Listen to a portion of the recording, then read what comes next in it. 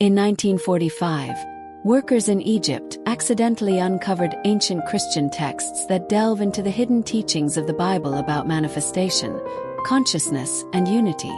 Gregg Braden, Jesus, and the law of attraction are tied to these ideas. Inside the discovery, they found a large jar holding 13 leather-bound manuscripts, comprising 48 individual works. Nearly all of them are Gnostic, teaching salvation through esoteric knowledge.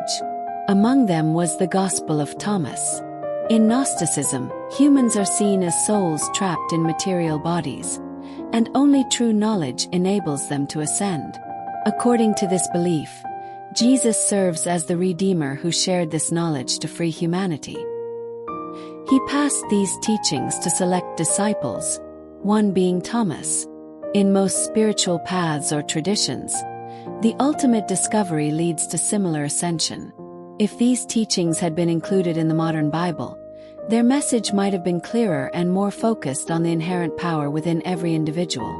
The Gospel of Thomas isn't a narrative but a collection of 114 sayings attributed to Jesus. The opening line reads, "These are the secret sayings that Jesus, the living one, spoke, and Didymus Judas Thomas wrote down. He said, 'Whoever interprets these sayings will never taste death.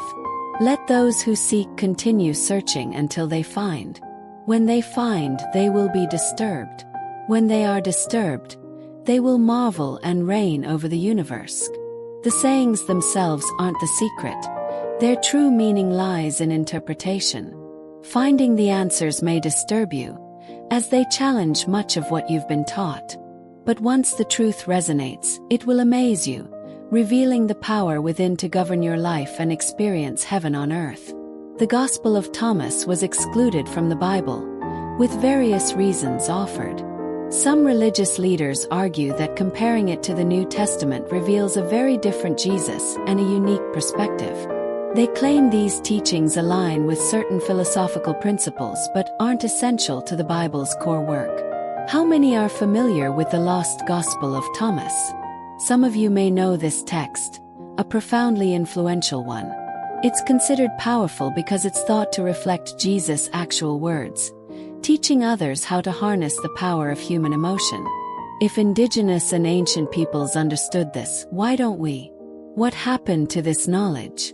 This is an excellent question, and the answer lies here. In our Western tradition, by which I mean the Judeo-Christian tradition, there was a time when this understanding of emotion was part of our heritage and texts. However, in 325 AD, during the reign of Emperor Constantine, the early Christian Church made significant edits to these texts. Decisions had to be made about what to include and exclude.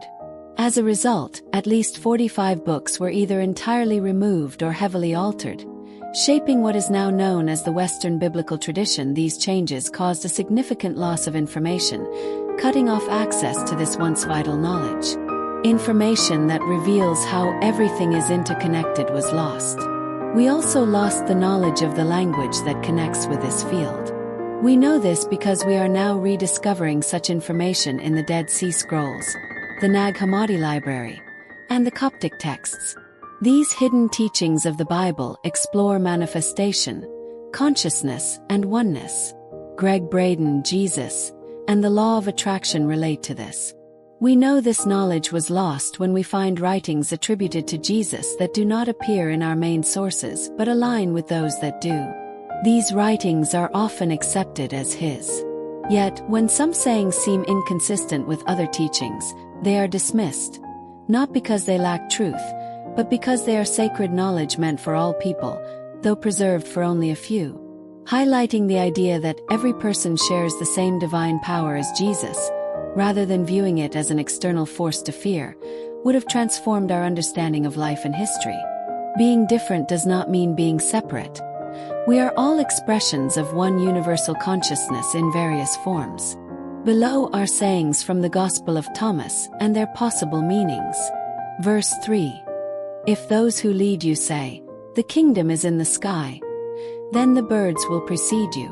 If they say, "It is in the sea," then the fish will precede you. Rather, the kingdom is inside you and outside you. When you come to know yourselves, you will be known, and you will understand that you are children of the living Father. But if you do not know yourselves, you live in poverty, and you are that poverty. This teaching warns against believing that power resides outside oneself. If you think that authority belongs to external forces, they will control your life. But recognizing the one consciousness within reveals that all power is internal. The kingdom is inside you and outside you. You create external circumstances from within. Without self-awareness, you remain in poverty, both spiritually and materially. Verse 27. If you do not fast from the world, you will not find the Father's domain. This suggests that unless we turn away from distractions and trust the inner power to transform our reality, we will continue experiencing the same struggles. Verse 50. If they ask, "Where do you come from?" say, "We came from the light, the place where light originated on its own and revealed itself in its image." If they ask, "Is it you?" say, "We are its children, the elect of the living Father." If they ask, "What is the sign of your Father within you?" say, "It is motion and rest." Here, light symbolizes human origin. The light is consciousness, manifested as individual beings. This consciousness exists in all, expressed through movement and stillness. Verse 77. Jesus said, "I am the light above all. I am the all.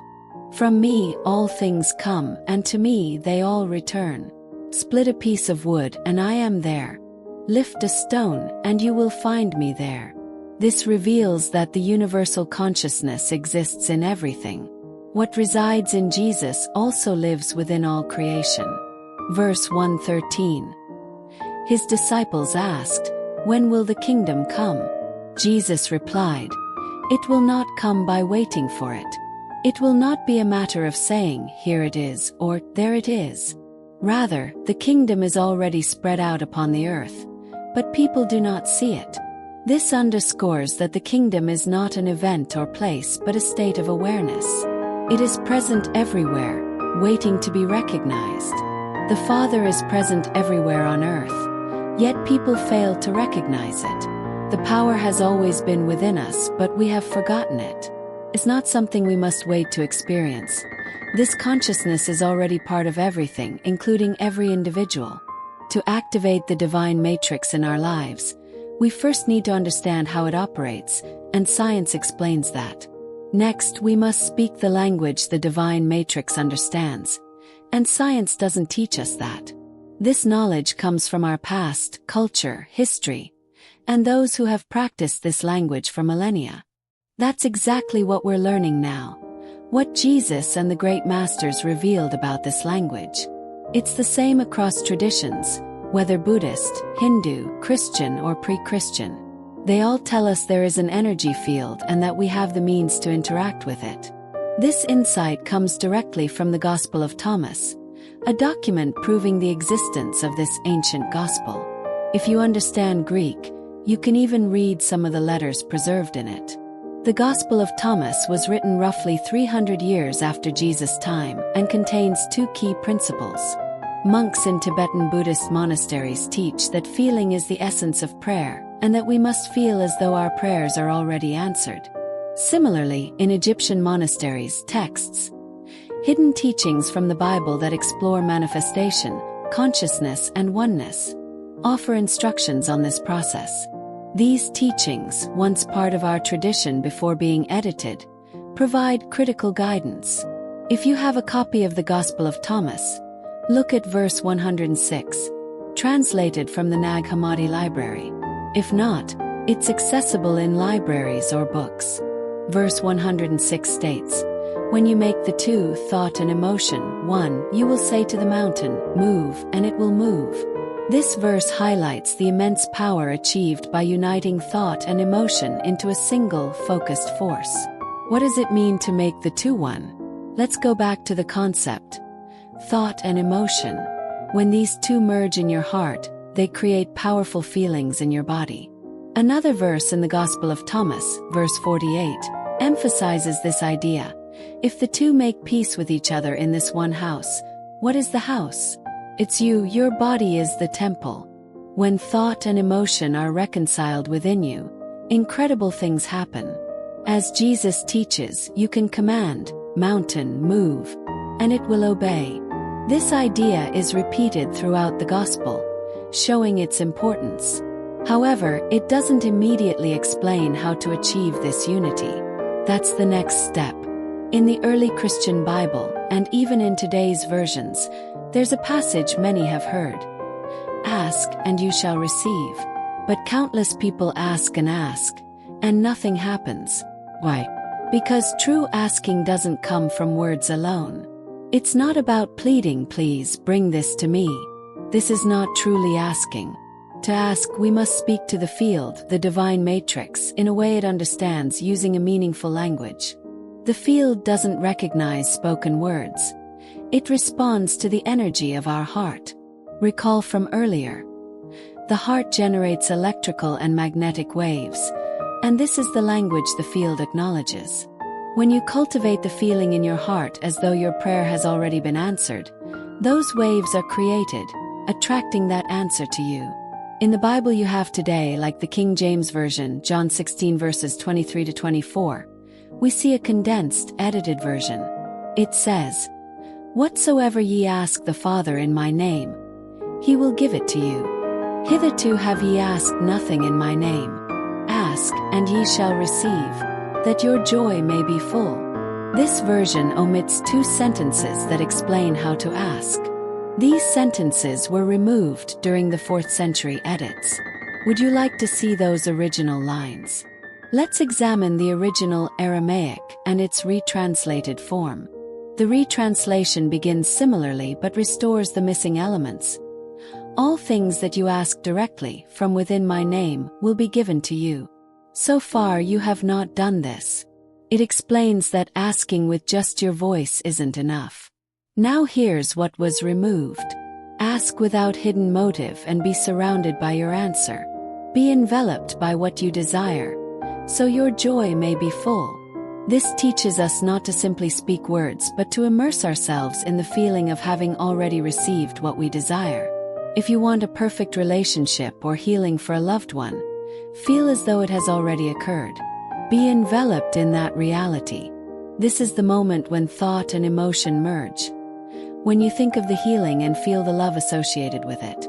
This union is the language the field understands. Does that resonate with you? You'll see another example of this shortly, but let's first unpack ask without hidden motive. What does it mean? It means to ask without judgment, without labeling things as good or bad, right or wrong. It means to ask without ego, straight from the heart. If this feels abstract, let's use a concrete example. The philosopher Neville Goddard, in The Power of Awareness, echoes this principle. He explains, "You must make your future dream a present fact by assuming the feeling of your wish fulfilled." This aligns perfectly. Imagine yourself in the reality where your desire has already materialized. This same principle was demonstrated by the practitioners healing the woman's tumor we discussed earlier. They did not judge the tumor as good or bad. Instead, no judgment was made. They accepted the tumor as one possibility among countless others because, in the quantum realm, all things are possible. They didn't say, "Bad cancer, you must go away," or resort to surgery or radiation.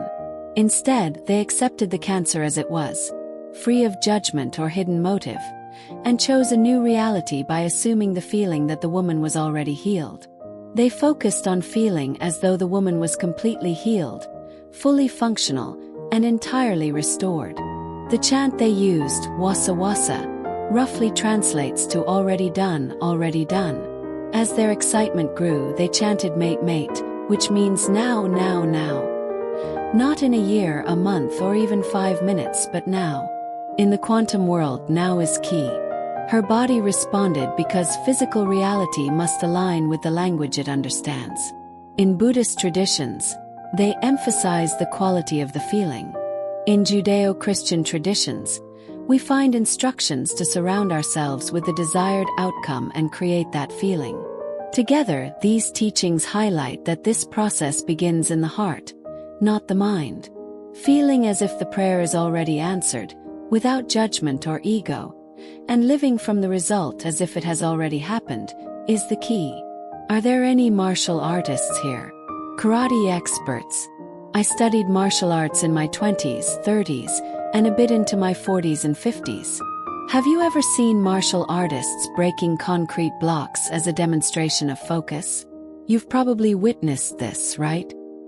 Here's the secret. When breaking a block, the martial artist doesn't focus on their hand hitting it. If they did, they would anticipate pain. Instead, they focus on what happens after their hand passes through the block, imagining it already in that space below. This approach is a metaphor for using emotion's power, feeling as though the experience has already happened. The Gospel of Thomas embodies this connection to consciousness and all that exists. It reveals the knowledge that frees humanity. Without experiencing this higher consciousness, one feels isolated, separate, and victimized by circumstances. To break free from realities that don't align with one's desires, the false image of the self must be replaced with the truth of who and what we are, and the immense power we hold.